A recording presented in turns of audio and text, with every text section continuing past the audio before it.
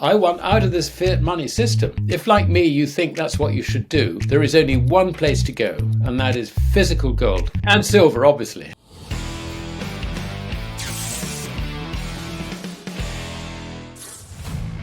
Please join us for our next live stream Sunday, September 26th at 9 p.m. Eastern. We'll go over current events, past guests, and of course, gold and silver news. Once again, our next live stream will be Sunday, September 26th, 9 p.m. Eastern. See you then. Hello again, everyone, and welcome to another edition of Silver Bullion Television, SBTV. I'm your host, Patrick Vieira. As always, if you are new to our channel, or if you haven't already done so, please do subscribe, hit the bell to be notified of new updates, and give us a thumbs up if you like what we do. We truly do appreciate your support. Alasdair Macleod joins us today. Alasdair is the head of research for GoldMoney, an educator for sound money, and demystifying finance and economics.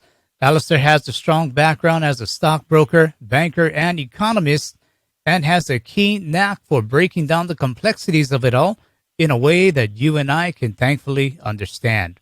It's time to saddle up and silver up for Alasdair Macleod. Alasdair, welcome back to SBTV. How are you doing? I'm doing fine, thank you. It's my pleasure to be back. You recently wrote an article on GoldMoney where you stated inflation is a monetary curse. In that article, you spoke about the relationship between prices and money. Could you explain the relationship between prices and money? And also, does the unrestrained power to print unlimited amounts of currency affect that relationship today? Yeah, basically inflation always has been the expansion of the quantity of money and credit in an economy. It's never been about prices. Prices are the symptom, if you like, that result from changes in the quantity of money and credit in the economy. So if you get an expansion of it, which is the typical situation today, then you find that the purchasing power of the currency is affected. It tends to fall if you get an expansion of the quantity of money and credit. And as that falls, that's reflected in prices rising. And it's not prices rising so much, it's more the purchasing power of the currency falling. The problem I think we have is that everybody's got so used to assuming that inflation is just actually something that happens to prices that they don't understand the input of money. And I mean, amazingly, I think it was in that article I pointed out that Jay Powell at the Jackson Hole speech, his speech was entitled, monetary policy. And yet, how many times did he mention money? Never. He didn't mention money, not M1, not M2. And money is the root of what's actually going on in terms of inflation. It's also the root of deflation. I mean, what periodically happened in the past is that banks would reduce the amount of outstanding bank credit when they got worried about the degree of gearing on their balance sheets relative to their capital. And they would get worried because, they saw conditions deteriorating, economic conditions deteriorating for their customers or the people they've loaned money to. And under those circumstances, they try and reduce the amount of outstanding bank credit. Now that leads to a contraction, and it will tend to lead to lower prices because the purchasing power of the currency would rise as the quantity is reduced. It's not a mathematical relationship, but it's a tendency. I think that's the best way to describe it. And in that same article, you mentioned how fundraising for the government is going to be a bit chaotic, and it's related to the Fed's reverse repo balance sheet, now consistently over $1 trillion a day. Could you elaborate on this a bit? Yeah, I mean, recently what's happened in the run-up to the debt ceiling negotiations, which are happening, I think, next month. What's happened is that the government has, or the Treasury, U.S. Treasury, has been drawing down on its balance, its account with the Fed.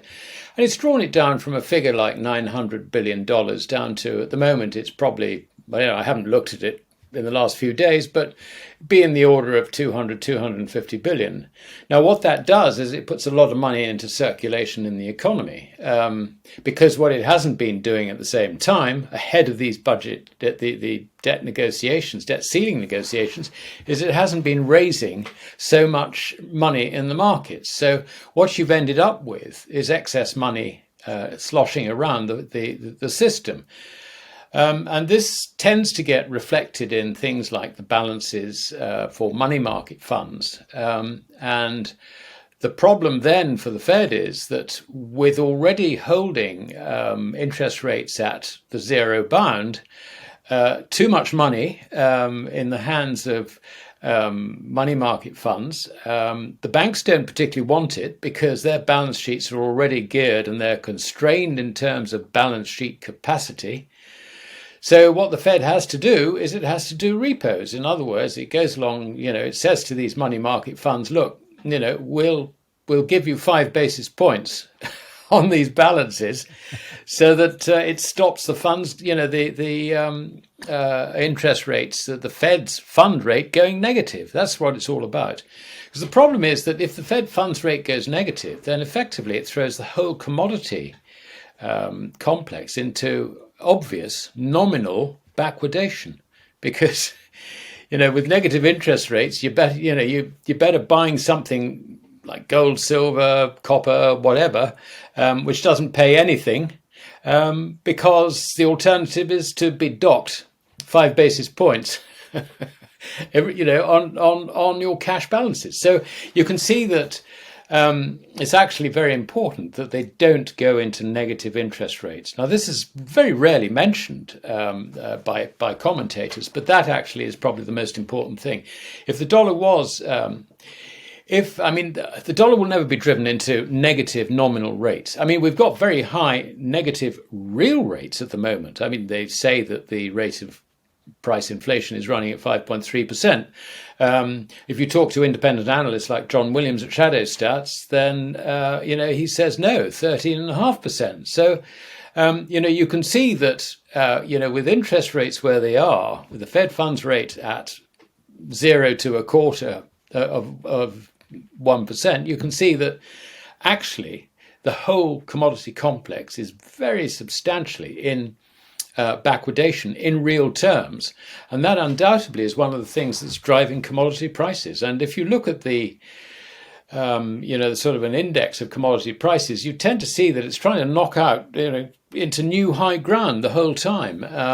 It's not sort of weakening because the global economy is weakening and nobody can deliver anything because all the logistics are in the wrong place and therefore there is reduced demand for commodities. No, not a bit of it. I mean, you find that what it's actually reflecting is the weakness in terms of the purchasing power of the currency because of this disparity between, the real rate, if you like, that you get on dollars, which is minus 5% if you believe the Bureau of Labour Statistics, or 13% if you believe John Williams at Shadow Stats. I mean, who wants dollars doing that to you? Nobody. But there is roughly, if you look at the total amount of foreign-owned dollars is in the order of about 32 trillion at the moment, which is 1.5 times US GDP. I'm including in that there's about 7 billion of cash. There is about 12 billion of equities, and of course you've got what everybody knows from the US Treasury's figures, the holdings, China's holdings in US Treasuries, Japan's holdings in US Treasuries, the Cayman Island Insurance Company's holdings in US Treasuries. You've got all those as well. So, but if you add it all up, including in the cash through the correspondent banking system, because all dollars are held in America. I mean, you may have dollars in your account, but your bank, if it is not an American bank in America, it actually has your dollars in an American correspondent bank on your behalf. So, the dollars never leave America, but the 32 trillion of them in terms of financial assets and actual cash are now owned by foreigners. And I find it very hard to see any reason why foreigners, A, should add to that position, and B, why they don't reduce it. And I think the moment that you see equity markets turn south, which will be fairly soon, I'm sure we'll come into that, then the foreigners are going to just skedaddle out of there as quickly as they can. Okay, yeah, we'll touch on those points in a bit. One more point about your article, Inflation is a Monetary Curse. There was a chart in there you had referred to as Figure 1. And in your article, it's pretty distressing because it shows the M1 having a hockey stick pattern and going exponential, nearly vertical in the last year or so. And this makes the M1 from the 80s, the 90s, the 2000 kind of look like a flat line compared to what we're seeing today. Yet, Alasdair, why haven't we seen the explosion of the M1 blow up the financial system yet? I mean, shouldn't this chart scream that the path we're on is unsustainable and calamity is coming? That is precisely what it screams. But we're working against a Fed that rigs the markets, and there's going to come a time when they can no longer do that. And that time is rapidly approaching because the consequence of expanding the quantity of money, inflation, as we were discussing earlier, true inflation, rather than the symptoms of it, the consequences of doing that inevitably is to undermine the purchasing power of the currency. So if you want to stabilize the currency, then you've got to raise interest rates. Now, obviously, the Fed is resisting this. It's saying that inflation is transitory. It's not transitory. It's, in fact, far worse than I was saying in that article. I've just penned another article, which will be published later today, this being Thursday. That'll be available on the GoldMoney site later on today.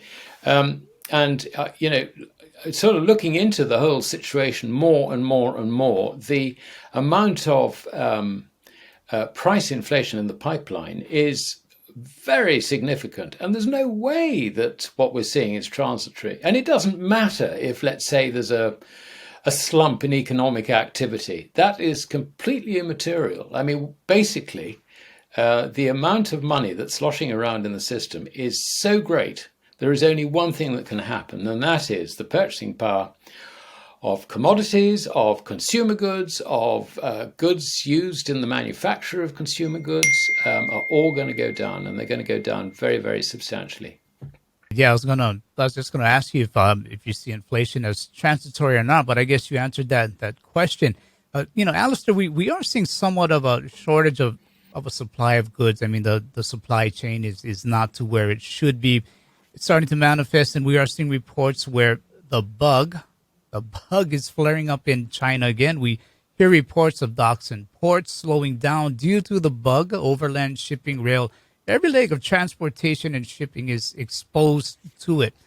Along with the Fed money printing, how much more does this exasperate economies trying to open back up? Well, COVID couldn't really happen at a worse time, in a sense. What it's done is it's created a complete chaos in global logistics. And I'm not an expert in logistics, but if you talk to people who do know about logistics, you come away with the very clear impression that this is not going to go away until at least the middle of next year. So, on that basis, we're going to have continuing supply problems. The thing that was interesting is that as lockdown ended, what happened was that people didn't go back to work so much, but those, particularly the middle classes, who still had income coming in, people like the doctors, the accountants, and the lawyers, and so on and so forth, they still had income coming in throughout the whole period, but basically they didn't spend it. So the moment lockdown ends, what do? They rush out and start spending it. And that created a demand for goods that could not be supplied. And that is why prices started rising. Now, that's one aspect of it. But it is always true to say that when the general level of prices rises, what it's reflecting is the loss of purchasing power of the dollar. So that's the other aspect of it. And why are we losing purchasing power of the dollar? We're losing it for the very simple reason that the quantity in circulation has been expanded massively. And that was the point of the chart which I showed in that article.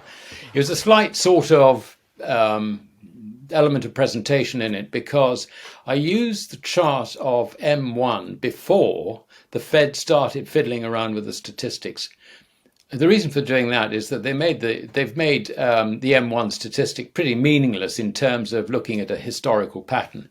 And whether that was intentional or not, I really don't know. But it seems to me that the point had to be made that the expansion of the quantity of money has been unprecedented in modern times. Let's put it that way. And Alasdair, what's your view on this coming round of the proposed taper that will start in December of 2021, later this year, and end in March of 2022, just some 4 months, compared to the last taper, which lasted 3 to 4 years and got the Fed to only about 2.5% or so. And this proposed taper is very different from the last one. Is this a signal of the fragility of the system of a higher Fed funds rate? I mean, just a 4-month taper trial, maybe we cannot even sustain 1 or 1.5% this time. I don't think it's going to happen, actually. I mean, think what the purpose of the taper is. The purpose of the taper is quite simple, and that is to rig financial asset values. The principal asset values that the Fed is interested in rigging, obviously, is the prices of government bonds. And what they do is they turn around to through the banks, they go to pension funds and insurance companies, and they buy US treasuries off them to the tune of, I think it's 80 billion a month, and agency debt for a further it's 40 billion a month, a total of 120. And what do the insurance companies and pension funds do with the money? Well, they invest it in other things. The idea is more risky things. So they will buy corporate bonds, let's say. They will buy equities. And that's why we have a bubble in equity markets and also in bond prices. That is the actual objective of this 120 billion a month. Now, we face the prospect of rising interest rates, which undermines the valuation basis of all financial assets. Now, if at the same time you withdraw the prop, whereby you're, buying through your agencies, like the established investment pension funds and insurance companies, 120 billion a month to prop up the markets, are you going to reduce that? I mean, the answer is you can't, because you just crash the markets. I mean, it's not going to happen. It's as simple as that. If anything, what the Fed will be forced to do as markets fall because of rising interest rates is they will be forced to increase the rate of QE to try and support the markets. And I really do believe they will do that. And they'll do that for the simple reason that they need to keep bond yields down. Otherwise, government finances are clearly deeply underwater. And the other thing is that the Fed and other central banks have a very strong belief that, strong equity markets engender confidence in the wider public that everything's all right in the economy. And the moment you get a bear market, everybody gets terribly frightened and says, it's going to be disaster. In other words, they've got to keep the confidence going. And that's the second main reason. And I think the third reason is that they've actually got an eye on the potential problems of a falling market, because what that does is it undermines collateral values in the banking system. And if you do that, the banks then are forced to liquidate loans, which if asset values had been maintained, they wouldn't have liquidated. And this has gone down in central banking mythology about the Depression in the 1930s. Irving Fisher pointed out that the effect on the banking system of the collapse of the stock market was basically to drive the banks and their customers into bankruptcy. The Fed is not going to allow that to happen again. They will print their way out of this problem. And so I can say with the greatest of confidence that we're only in the start of this inflation problem, not anywhere near the end of it. Yeah, there used to be a word, wealth effect. I don't hear that word much anymore, because it seems like with the the market consistently going upward, that a wealth effect is in effect, but you just don't hear that word anymore. Alistair, we are seeing countries moving away from holding the USD as reserves, holding U.S. treasuries, as we've been talking about. And we even see Beijing opening up a new stock market to serve small and medium-sized businesses. Is this another move by China to sort of insulate itself from the U.S. dollar, U.S. markets, U.S. regulators, and a U.S. central bank that interferes and chooses winners and losers? Yes, I think that's right. That's certainly the way I would look at it. I'd even go further because what they're doing is consistent with a view that the course on which the American financial system is set is going to lead eventually into disaster. So for this reason, you see that what China is doing is taking actions to ensure that there is no speculative bubble whatsoever in China. I mean, they've been damping down on shadow banking for some considerable time. When you look at what they've been doing with Alipay, for example, now Alipay becomes a means of credit creation. So that is shadow banking, if you like, because it is not part of the banking system. So, okay, they've jumped down on Jack Ma and they've, told him off for being not supporting the Communist Party or whatever. I mean, however it's reported by the papers actually is immaterial. The thing that is material in this is that they're jumping down on the creation of credit. They don't want to see a stock market running away along with the American stock market, because the moment the American stock market collapses, then China has problems as well. A collapse of the American stock market is going to give everyone problems. It's going to give China massive problems as well. But what they want to do is to ensure that they're exposed to it as little as possible. And that is the common thread I see behind what China is trying to do relative to the Western nations. As China does insulate itself, its economy does have its own internal risks as well. I mean, one of its biggest, if not the biggest real estate company, I believe Evergrande, won't be able to pay its interest. What does this also say about the Chinese economy?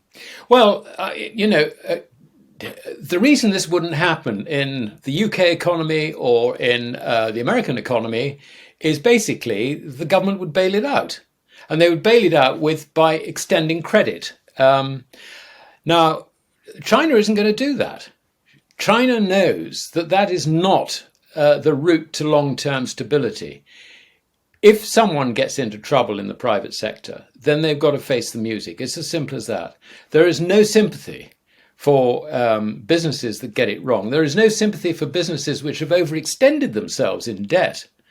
They do realize this, and I think that their actions, or we might call it lack of action, to support this failing company, to my mind, is wholly consistent with the Chinese view that they shouldn't support bust businesses, and that the economy is far healthier if capital is properly allocated, and on that basis, there will be, they will at least have some insulation from the rest of the world, which is following the path of expanding credit at the drop of a hat. And so I see this as consistent with the overall policy of trying not to go our way. Let me put it that way. Yeah, that almost sounds like a capitalist government, what they would be doing. All right, but I'll stay away from that one. Alistair, we do have two large economies, the U.S. and China, and it is getting increasingly louder and louder that the U.S. is on the way down and China is on the way up. And we have inflation eating away at the dollar, and we have an up-and-coming number one country or economy that does not want to use U.S. dollars. Alistair, what's your outlook for the greenback and the Chinese yuan? Well, I'd be bullish on the Chinese yuan and bearish on the dollar, purely because of the dynamics of what we've just spoken about. I mean, if the Chinese are restricting the growth of credit, while the Americans are prepared to expand it ad infinitum, then I think the currency rate, is a no-brainer. And in terms of the long-term prospects, I mean, if the dollar destroys itself, which is becoming increasingly possible, then on that basis, virtually no currency is safe unless that currency can back itself with gold. Now, fortunately, central banks have one non-currency asset in their reserves, and that is gold, to a greater or lesser extent. So at some stage, they can protect themselves. That's assuming, of course, that the gold isn't out on lease and, not actually in the possession of the bank, which I think in many cases is certainly true.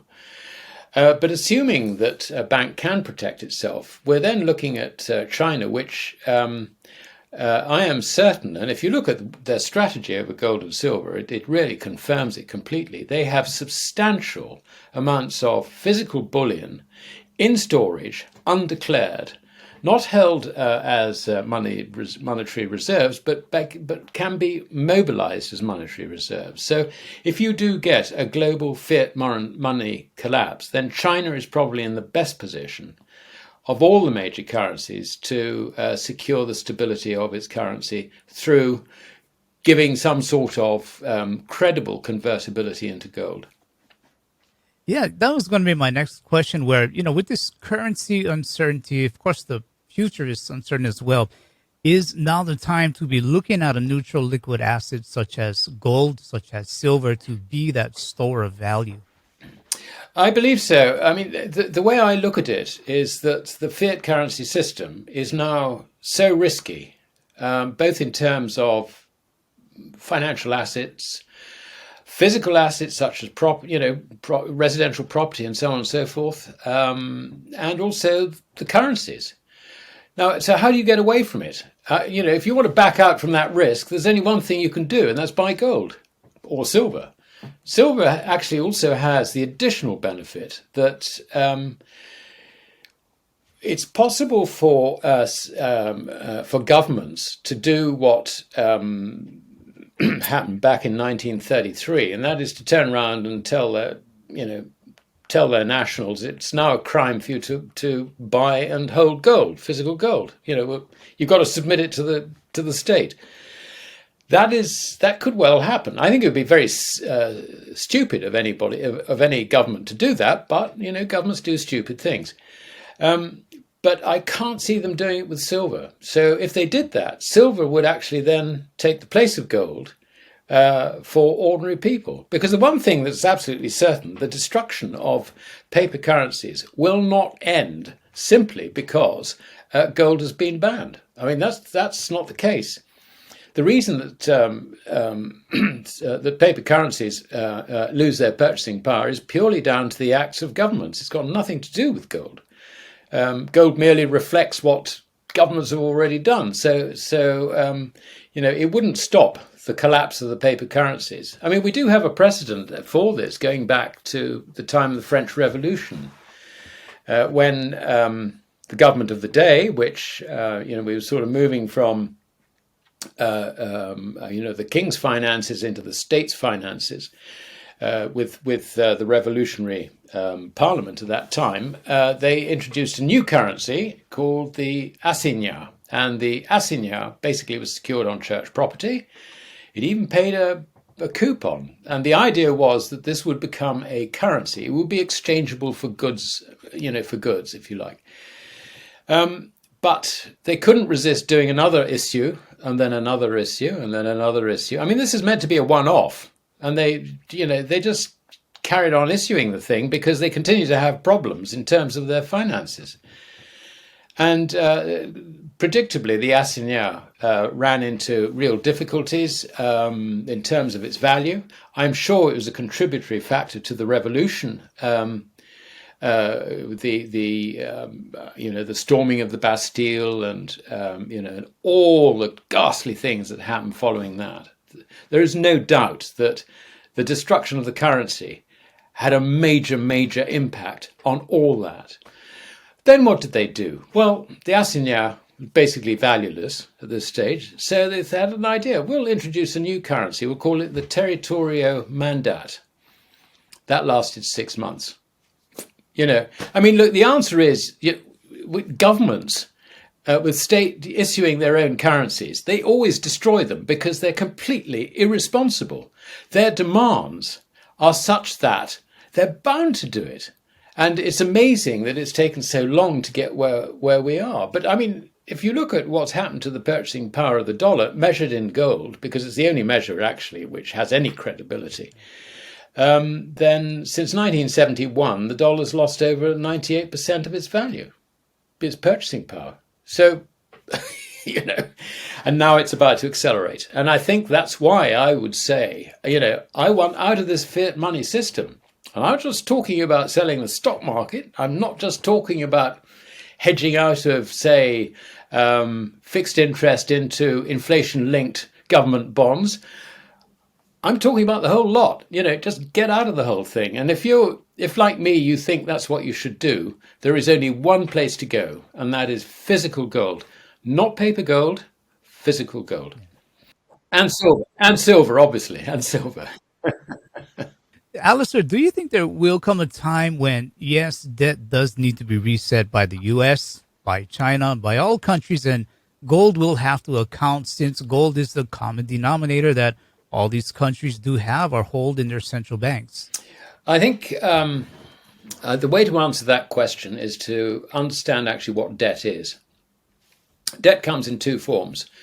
You've got debt outside the banking system, and a lot of that has become completely unproductive. And the businesses which are unproductive should have gone to the wall a long time ago. They have been saved by a combination of the suppression of interest rates and, typically, freebie government contracts to keep them going and all the rest of it. So, there have been various mechanisms where businesses which should have gone bust a long time ago have been maintained. And they also game the system. I mean, major corporations in Europe try and keep competition out, basically, by setting the regulatory rules. I mean, let me put it this way. The regulators in Brussels consult Mercedes and BMW and so on and so forth about forthcoming regulations that they should impose on motor vehicles. So who sets the rules? Mercedes and BMW.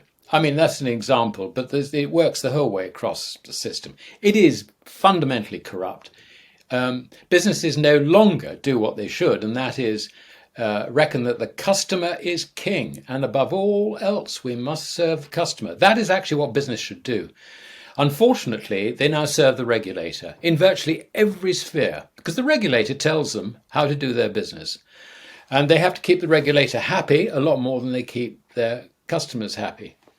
I've digressed slightly. What was the point we started off on? If because countries are so in debt. Oh, debt. Yeah. Yes. Okay. Yeah. That's right. I got it. Debt. So that's one form of debt. The other form of debt is the counterpart of bank deposits and central bank money. I mean, when you get dollar notes from the central bank, that is debt. It's the central bank's debt. It is backed up by assets on the other side of the central bank's balance sheet. And those assets typically are money owed to it, say, by its bank, it's the commercial banks it looks after, owed to it by the government, and so on and so forth. So that is debt. So everything in the system is debt. Everything, absolutely everything.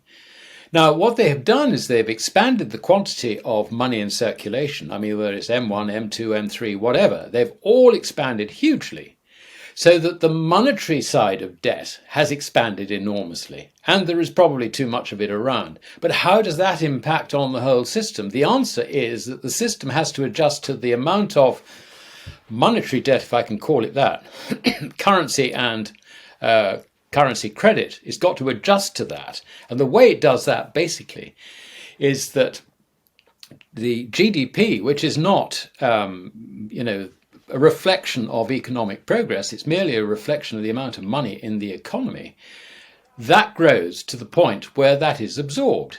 And what happens when it grows like that? What happens is that you don't get necessarily more transactions, because GDP is effectively transactions times price.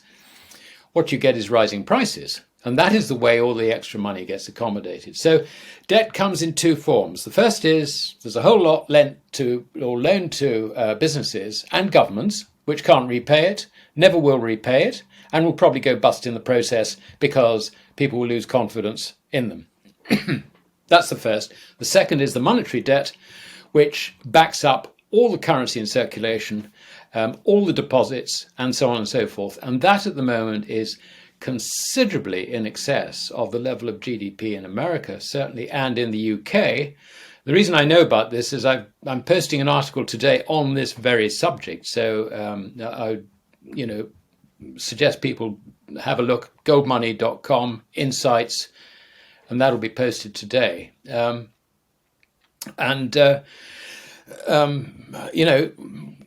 Coming back to GDP, I mean, the way this money is absorbed is quite simple, and that is by rising prices. So, Alasdair, I know we kind of touched on this, but what does the average Joe do? What do the wealthy do, knowing that economies are in trouble, the world is changing, currencies devaluing, and seemingly corroding away? This is so enormous, this problem. I mean, we're talking about not only undermining asset values, financial asset values, we're also talking about undermining the currency. Now, this has odd effects. I mean, if you own property, I mean, let's say you got some rental houses or something like that, then the falling purchasing power of the currency will tend to inflate the value of that property. But you have a problem with that because the rental that you get from the property is relatively fixed, and that's not going to compensate you for the loss of purchasing power of the currency. Furthermore, the cost of maintaining the property will increase in line with, roughly in line with, the loss of purchasing power of the currency. So what you end up with is in effect a negative income in terms of hyperinflation on your rental properties. So your property moves from being an asset into being a liability.